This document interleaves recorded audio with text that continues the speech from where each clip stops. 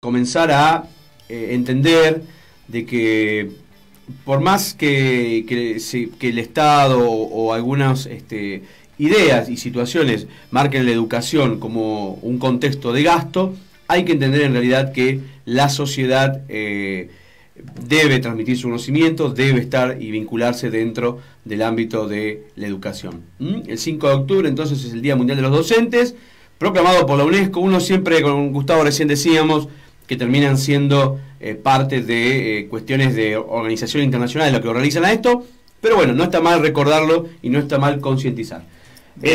Ahora estamos con un contacto telefónico porque tenemos al aire a nada más y nada menos que Carlos Ferguson, que es una persona que estudia desde el ámbito científico el fenómeno de la ufología o el fenómeno ovni, ¿sí? Pero antes de leer su currículum, que lo lleva, no sé, tiene estudios universitarios en bibliotecología, historia, es profesor de arte, bueno, desde el año 76 que investiga este fenómeno, nos va a contar él cómo llegó el fenómeno y cómo se desarrolla. ¿Qué nos puede decir al respecto, Carlos? Buenos días, te saludan desde Aprendiendo de la Historia Gustavo Fasa, Flavio Fernández y Gustavo Tonicheri. Bueno, un gusto, un saludo a los tres y a todos los oyentes. Bueno, Carlos, contanos cómo es tu acercamiento al fenómeno ovni en el año 76, como dice tu currículum. Sí, bueno, eso fue, yo era una persona, la verdad que escéptica, negadora y burladora un poco de toda esta cuestión. Así que en enero del año 76, en Capital Federal, pero en la hora de la siesta, barrio de Casas Bajas, por entonces, no ahora, Saavedra, y aquí estábamos con amigos que habíamos venido de jugar un partido, yo tenía 15 años, y en plena tarde, 4:30 de la tarde, y la distancia muy corta, estamos hablando de una vereda a otra, y a la altura de un edificio de 2 pisos, que era la referencia del edificio más alto en ese momento. Allí al lado, prácticamente de la terraza de ese edificio, lo que observamos fue, lisa y llanamente, era como un platillo metálico, como 2 platos superpuestos de color acero. Y esto a una distancia, reitero, de no más de 35 metros, si hacemos los cálculos. Se bamboleaba y hacía distintas maniobras, así que nosotros, como en ese momento, bueno, nada que ver con los celulares, era tocar timbres de a ver si la gente tenía alguna cámara con rollo cargada como para sacar fotos de esto. La gente salió, pero no tuvimos la suerte de poder fotografiarlo, pero digamos que eso fue, digamos, la bisagra en mi pensamiento sobre este tema, porque cuando uno veía las películas de la década del 50 y veía platillos volando en esas películas y se burlaba de todo eso, bueno, lo que vimos esa tarde literalmente era exactamente esto, un platillo de un tamaño de un auto muy pequeño, y lo sorprendente es que generalmente nosotros sabemos, ya adentrándonos en el tema OVNI, de que hay muchas confusiones con fenómenos naturales o artificiales, bueno, de todo tipo, pero aquí el margen de error es nulo prácticamente, porque éramos varias personas a muy corta distancia, y bueno, ese fue el inicio, digamos, de quien les habla un poco en el tema, ¿no? Bien, me quedé pensando cuando hablabas de diferenciar diferentes fenómenos entre naturales. ¿Cuál sería una clasificación general de esos fenómenos? Sí, bueno, tenemos casi un 70, a veces más por ciento de confusiones con, por ejemplo, satélites, aviones, bueno, manufactura hecha por el hombre, pero también con halos luminosos naturales, bueno, planetas, los planetas generalmente, el planeta Venus, Júpiter. Digamos que hay una gama altísima de confusión, pero principalmente las observaciones son nocturnas, la mayoría. El fenómeno OVNI es esencialmente nocturno, esto está ya demostrado a través de las estadísticas de la oleada del año 54 en Francia y demás, pero en general hay estas confusiones en todo el planeta ocurren, pero después el porcentaje de casos que queda, que a veces puede variar, en algunos países es un 5, en otros un 10%, pero más o menos rondan en esos porcentajes, a veces puede ser más, otro año puede ser menos, ya resisten mayormente el análisis. Ahí ya nos encontramos con fenómenos que por lo menos no los podemos encuadrar como cuestiones convencionales, ¿no? Carlos, te saluda Flavio Fernández, o sea que soy profesor de historia y nosotros de este programa siempre tratamos de abarcar todos los temas que van quedando en la historia, y la ufología no deja de no ser uno de ellos.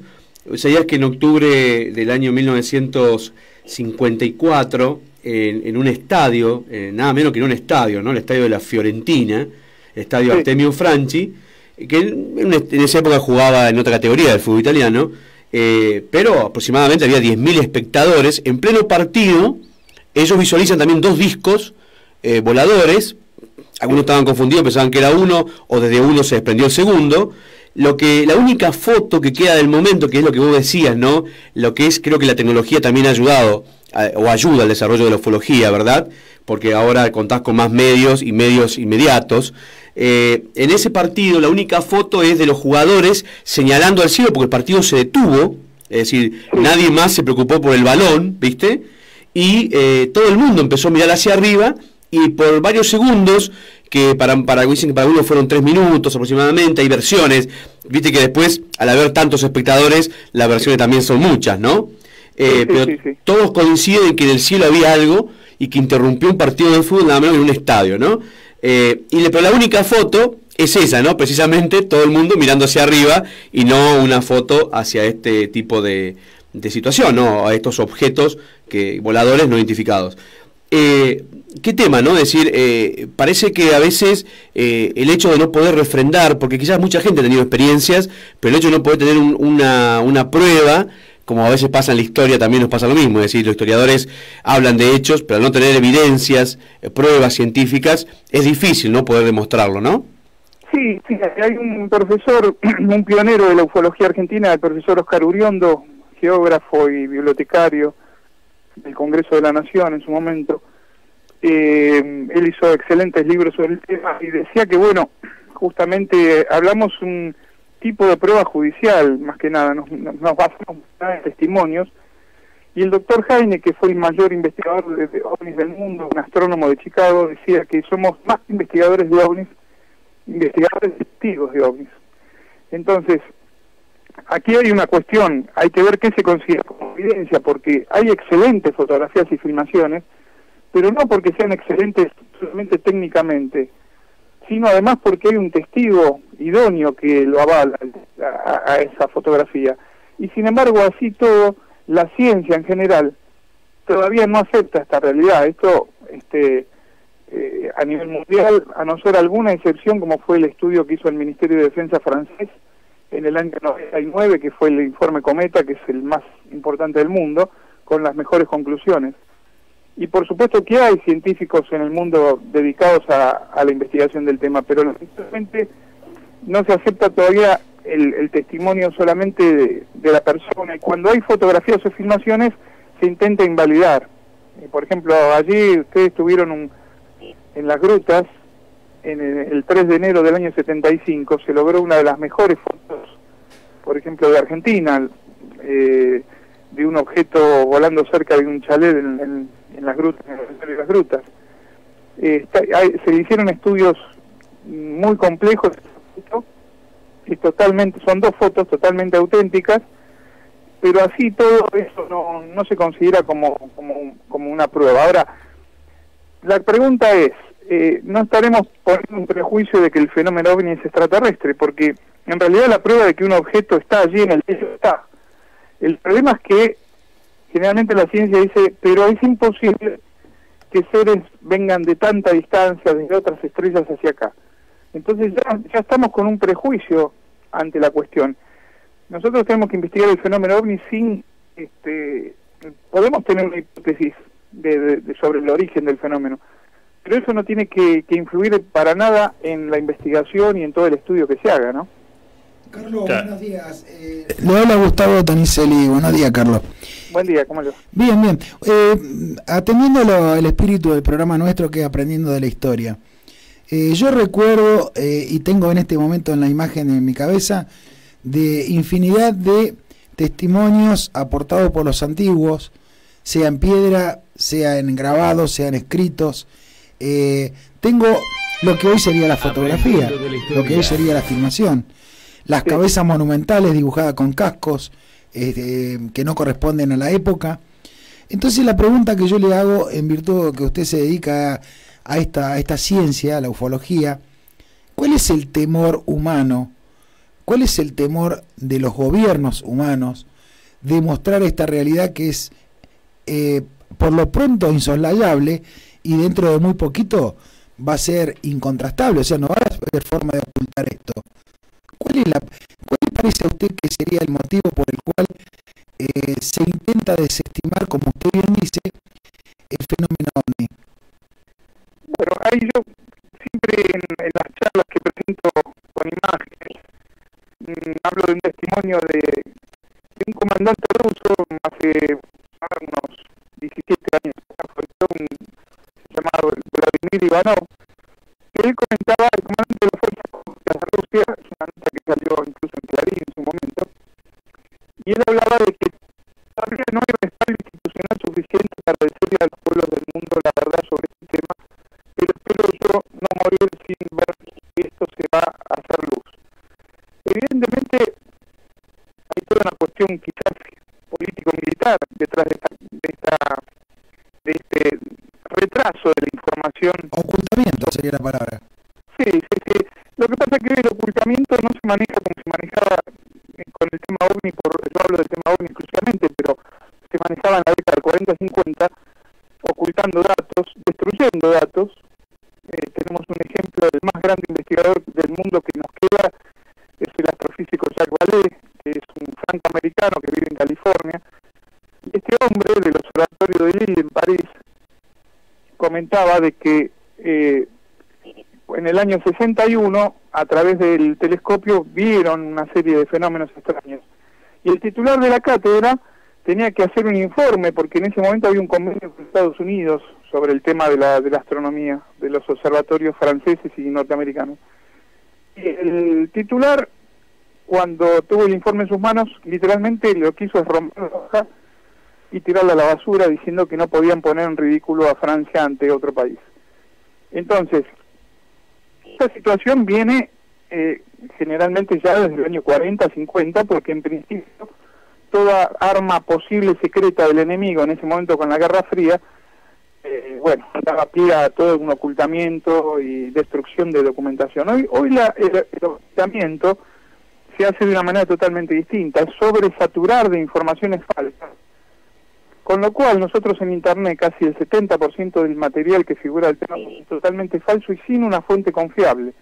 Es decir, cualquier organismo puede lanzar un disparate al aire, tergiversando una noticia que en el fondo después la gente descrea de la cuestión.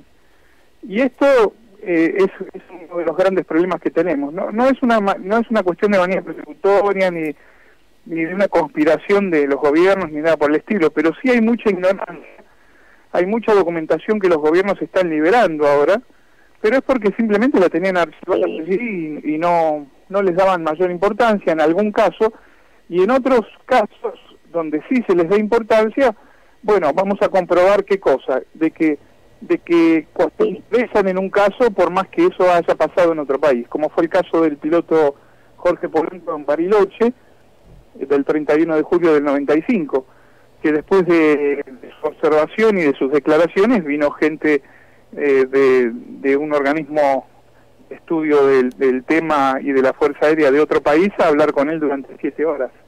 Entonces, ahí encontramos de que evidentemente hay un significado en toda esta cuestión hay un motivo, hay un ocultamiento. Ellos, los organismos, dicen que para no generar pánico en la población, lo cual es falso también, ¿no? Porque la gente es la primera que denuncia los casos. Así que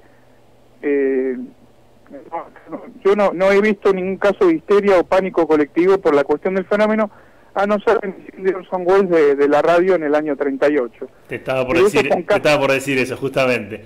Claro, lo que pasa es que eso fue un caso, hay que tener en cuenta en el medio radial lo que era en esa época, y además en un contexto donde en unas noticias que prácticamente se daban a diario como una noticia, un noticiero, se inserta una noticia falsa de que los marcianos atacaron la Tierra, y por supuesto eso generó toda una revolución, digamos, en el lugar. Pero después la gente es la primera que hace las denuncias a la policía, a la Fuerza Aérea, a los periodistas o a nosotros como investigadores.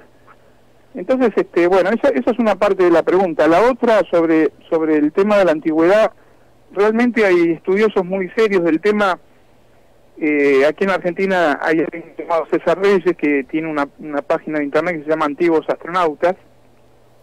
Yo lo recomiendo porque trata con seriedad totalmente el tema, pero digamos, más que nada nosotros como ufólogos arrancamos desde la historia oficial, que sería 1947, o quizás ya de casos que hubo en 1890, 1891.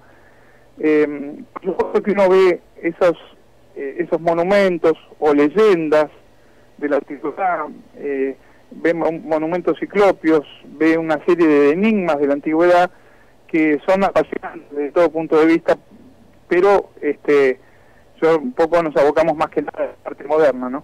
En el caso mío hablo. Te hago una consulta, Carlos. Vos hablabas de la intencionalidad de determinados organismos o gobiernos o personas para minimizar el fenómeno OVNI, pero a su vez en tus trabajos hablas de un tema puntual que es la intencionalidad OVNI. ¿Me explicás ese concepto?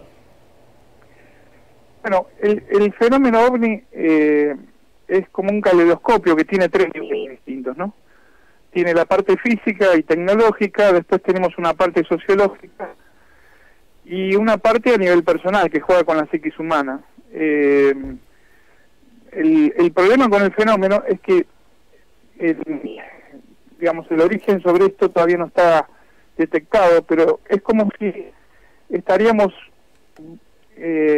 compartiendo un poco la teoría del doctor Jacques Vallée, que habla de mundos dimensionales, ¿no? Ahí se pone todo más complejo. Entonces no podemos todavía analizar lo que genera el fenómeno. Sí sabemos a través de toda la historia, en los 70 años de historia oficial, digamos, del fenómeno, lo que encontramos es que no hay situaciones agresivas, pero sí hay situaciones de impacto muy importante en algunos testigos, especialmente en testigos solitarios, ¿no? Y ahí el doctor Vallée, que yo comparto eso, nos habla de un sistema de control del fenómeno. El fenómeno tiene como una especie de sistema de control que se asemeja a la programación de refuerzo que hablaba Skinner, un psicólogo norteamericano. Es decir, es como que el fenómeno va generando distintas situaciones, no pendientes de nosotros, pero sí por colateralmente generando cosas. Y nosotros tratamos de interpretar muy limitadamente algunas de las cosas que el fenómeno provoca, que en algún caso hasta parecen absurdas, y ahí viene toda una cuestión que incluso lleva a la negación a la ciencia, ¿no? Porque una de las preguntas que la ciencia se hace es, bueno, estas figuras, esta inteligencia que está tras el fenómeno, ¿viene para bajar en un campo, en una zona rural, asustar un poco a los animales y levantarse e irse del lugar? Bueno, analizarlo desde ese punto de vista, lógicamente, tiene una gran lógica.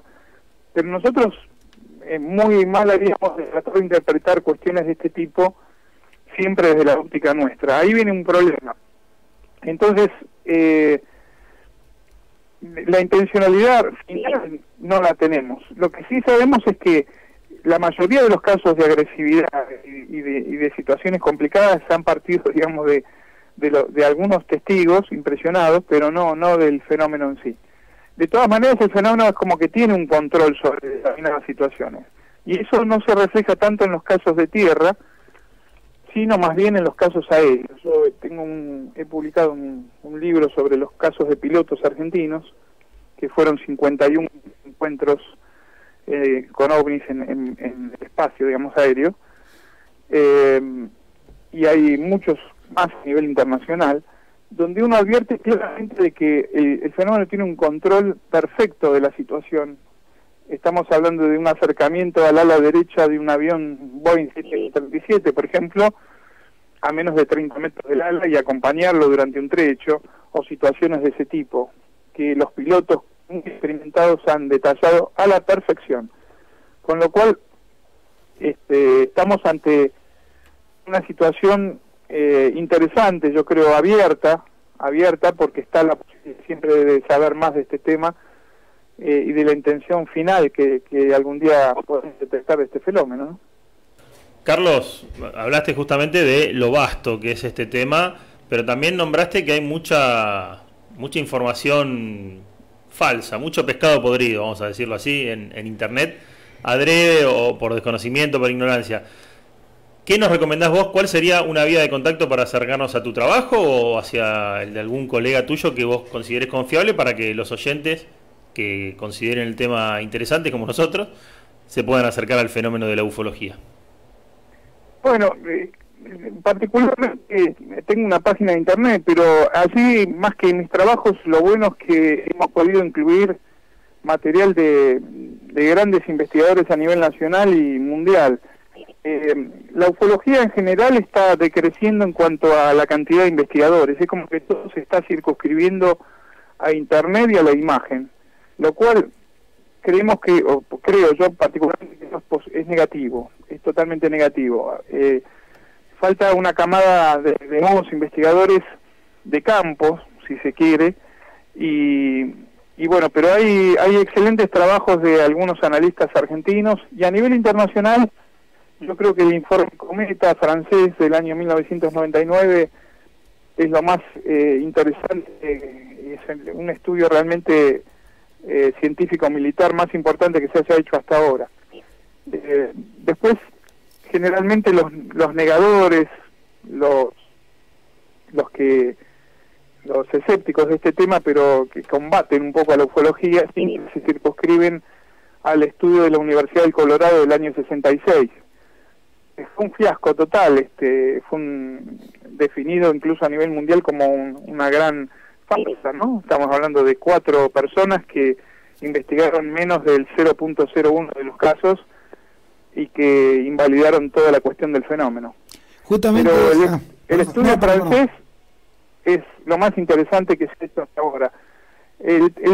Yo podría orientar por ese lado, pero igual es muy difícil el tema de la internet porque constantemente están apareciendo montones de informaciones sin fuente probable, lo cual yo creo que un poco la idea sería certificar un poco quién está diciendo eso y de dónde proviene la fuente. Esa sería una de las pocas maneras, ¿no?, de filtrar esto.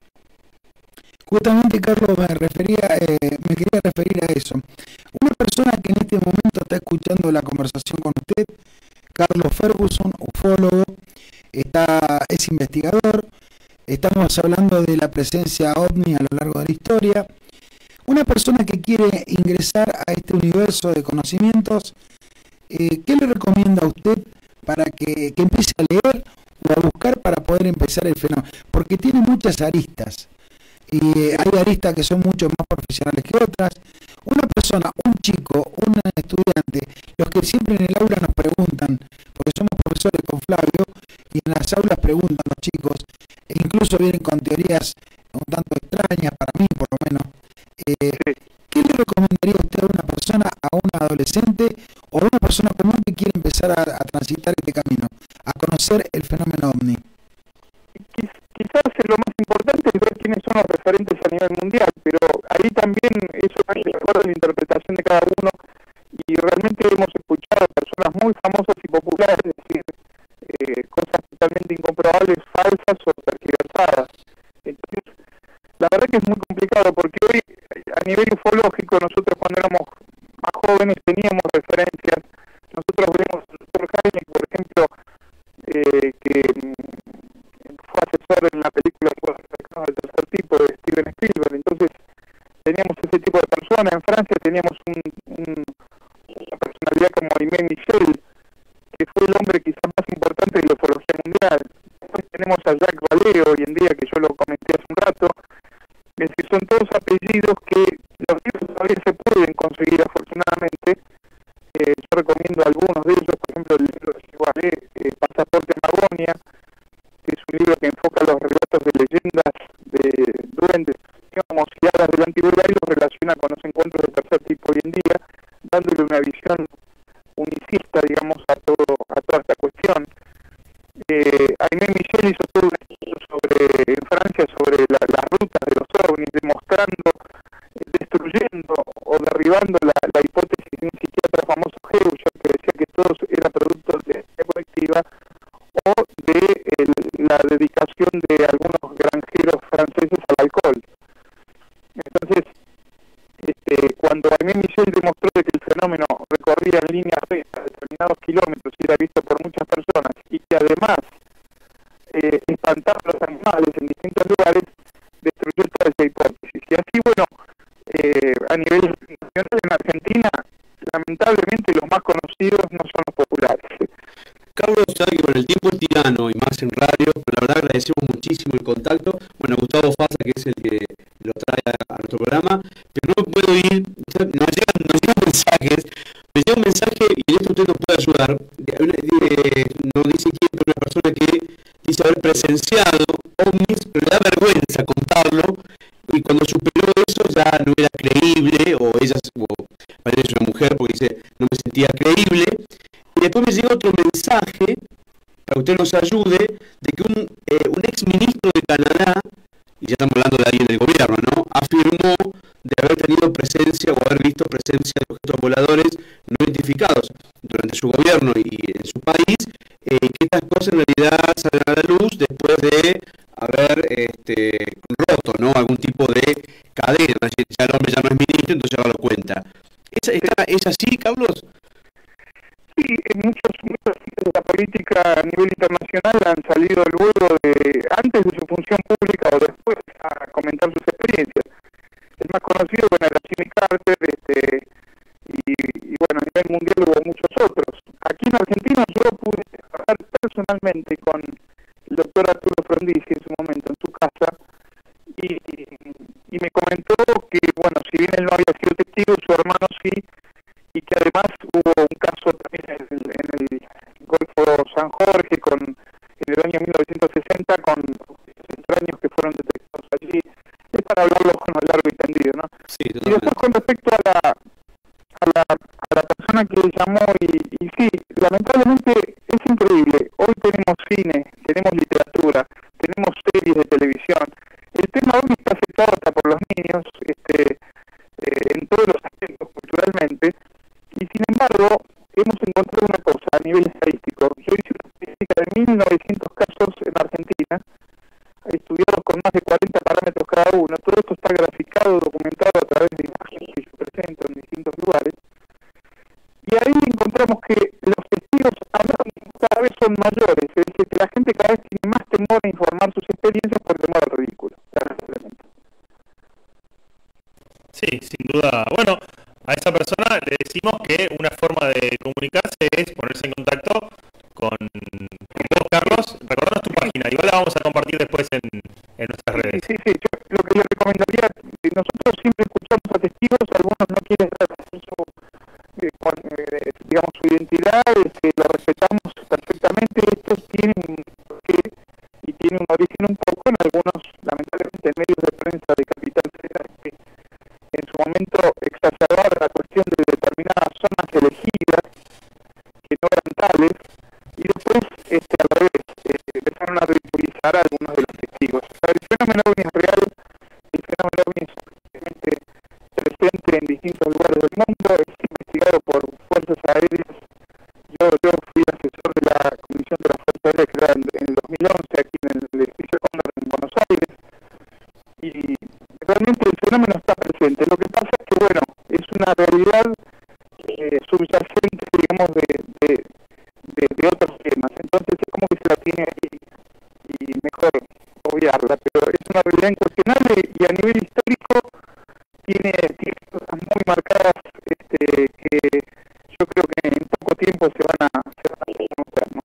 Carlos, ¿nos recordás tu página entonces para la gente que está así preguntando? La verdad que vamos a tener que traer, digamos, porque por ahí el llamado es poco, el tema es muy amplio. Te vamos a tener que traer a Patagonia, no sé si conocés, seguramente sí. Te vamos a tener que traer a General Roca, el Alto Valle, el productor de manzanas, ¿no?, de la Patagonia, norte de la Patagonia. Te vamos a tener que traer porque en realidad es una cuestión muy grande para tratar, es un tema realmente, más allá de la historia, es un tema muy actual, y creo que que mucha gente coincide con vos, ¿no? Esto en poco tiempo me parece que va a cambiar, ¿no? El rumbo de la historia del mundo, ¿no? Sí, la verdad que me encantaría, porque yo pasé por ahí, no fui a investigar un caso de Manzana Marco en Neuquén hace ya muchos años atrás. Y hay un lindo material, más que nada, más que mi presencia en sí, hay un material que yo he presentado hace poco en Barcelona y en Brasil también, que son más de 400 imágenes, y sería muy interesante poder acercarnos allí, además hablar un poco con la gente de los festivales que seguramente afloran. Cuando uno da una charla, lo más lindo es que se acerca gente que vio cosas y no se anima a comentarlo, lo comenta ahí, y estaría genial, y aparte conocer el lugar, porque me gustaría conocer ahí. Ojalá que podamos concretarlo en algún momento, sí. Perfecto. ¿Tu página, Carlos, para que la gente se conecte? Sí, la página www.carlosferguson.com.ar. Muy bien. Buenísimo. La verdad, desde acá, más que agradecidos de haberte tenido con nosotros hoy. Es un tema que da para muchísimo más. Y bueno, seguiremos en contacto. Seguramente ahora nos van a llover los mensajes porque la gente está escuchando. Y de hecho que te escuchaba a vos y ya empezaban a llegar algunos mensajes con respecto a este tema. Desde ya, muchísimas gracias, Carlos. Y bueno, estaremos en contacto entonces. Bueno, les agradezco muchísimo a los tres, a los oyentes. Y cierro con esto. Hay nosotros 1.900 casos de aterrizaje en Argentina. Cada uno está calificado con una puntuación. De las 10 más importantes tenemos 3 dentro de la provincia de ustedes, lo cual, bueno, va a ser importante si un día podemos ahondar sobre esos casos, ¿no? Porque son casos de muchísimo puntaje y de alta calidad. Así que lo hablaremos seguramente en otra oportunidad, y muy agradecido por la nota. Nosotros muy agradecidos y te dejamos un fuerte abrazo desde General Roque, Río Negro, acá al norte de la Patagonia. Muchas gracias, Carlos. Gracias a ustedes. Bueno, pasó Carlos Ferguson, un científico ufólogo. La verdad que el 30% de los casos más notables pasaron en Río Negro. ¿Sí? Más allá de que a uno se le ocurren chistes y tomarse algún tipo de, por ejemplo, cuando dijo que en el año 76 se le apareció el platillo, lo primero que pensé, vinieron los marcianos en el 76 a Argentina y se fueron volando. Sí. Lo primero que pensé fue el chiste fácil, pero digo, un fenómeno interesantísimo y una estadística de 1.900 casos. El tema tratado con seriedad adquiere una relevancia que con la liviandad que a veces aparece en algunas noticias no lo toman. No, seguro. Además, perdón, de lo de las grutas me acabo de enterar.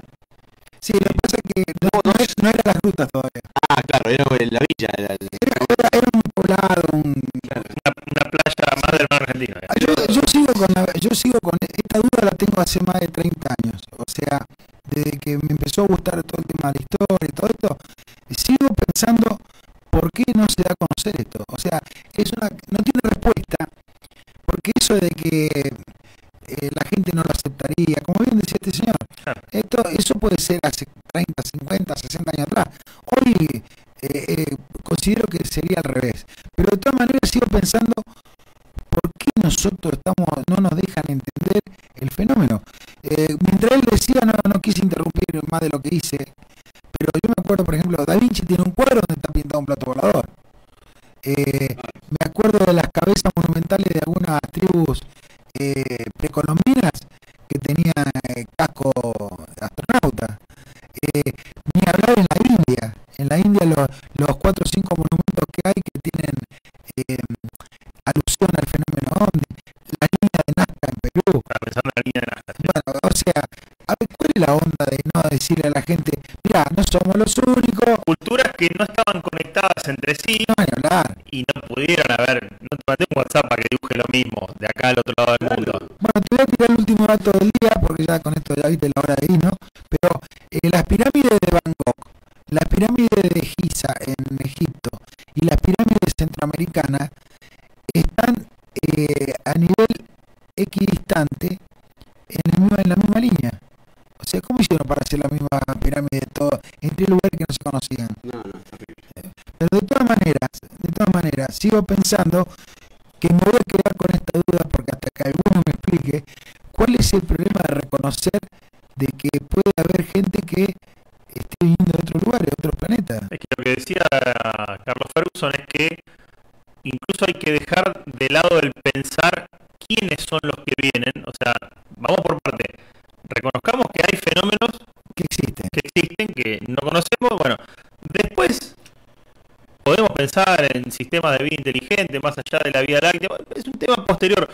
Pero ¿por qué no aceptar que puede haber algo más allá? Si estamos hablando de una vastedad del universo inconmensurable. Pero nos están llenando de signos. Fíjate, la última misión Apolo, que es secreta y se supone que no existió, sin embargo están los escudos y todo, Apolo 18, tiene a las naves rusas y la nave norteamericana remolcando una nave extraterrestre. El símbolo del astronauta. O sea, ¿por qué no nos dicen? ¿Cuál es el problema? Bueno, me quedo con esa duda, Flavio. Yo también. Se nos enfría el mate cocido. Totalmente. La verdad que si un programa, señor Fasa, nos vuelve a sorprender, nos tires así esa bomba. Acabamos de hablar con una persona, perdón, escuchó lo que dijo, ¿no? Más de 400 fotos, 1900 casos estudiados en Argentina. Sí, vos te olvidaste lo que dijo al final el hombre. ¿Qué dijo? Era asesor en el edificio Cóndor. En el edificio Cóndor. O sea, estamos hablando con una persona que tiene que ver con la gente que maneja toda la aviación en Argentina. Exactamente. O sea, el fenómeno existe, todos lo estudian, todos lo saben, pero como decimos, Carlos, por algún motivo, yo no sé por qué, bueno, él tiró una teoría, Carlos Ferguson, no lo divulga, no lo comparte, no solamente en Argentina, en todo el mundo, ¿no? Sí, te dicen no existe el fenómeno y tienen un asesor en el edificio Cóndor. Claro, así fue. La verdad que nos sigue sorprendiendo señor Fasa con sus aportes. Es una caja de sorpresas. Pandora. Abre. Me llegó de arriba, me dijeron que hablar de... Y lo pasamos. Bueno, la verdad que a aquellos que les interesa le pusimos en nuestro video que acabamos de grabar con la conferencia, que lo vamos a subir. Está en la página, acabo de ingresar a la página, es fantástica, tiene imagen, tiene reportaje. Así que la verdad que para aquellos que por ahí interese y para aquellas personas que mandan mensajes diciendo, bueno, hay que animarse, ¿no? Es decir, sí, yo lo vi, a mí me parece una vez también ver algo, La verdad que una vez venía manejando una ruta y vi una luz en el medio del campo, no había nada. Y eso se llama vino vencido. No, sabés cómo salí volando de ahí, ¿no? 3 de la mañana en La Pampa, Santa Rosa de La Pampa, en un campo. Nada. Ni paré, ni saqué foto, nada. ¿Qué pasa? Agarré el camino opuesto y aceleré, nada más. Una efeméride a cada uno y nos vamos. Dale.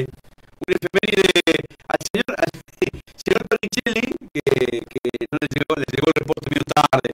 Le vamos a tirar una para que no se empantane tanto y nada de esas cosas. Sí, pues le cuesta hablar sobre todo, sí. Le vamos a tirar una, pero posta.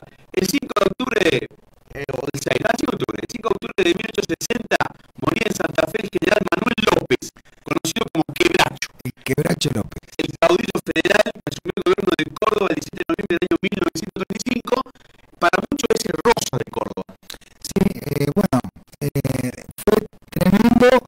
No lo confundamos con el otro, Estanislao. No.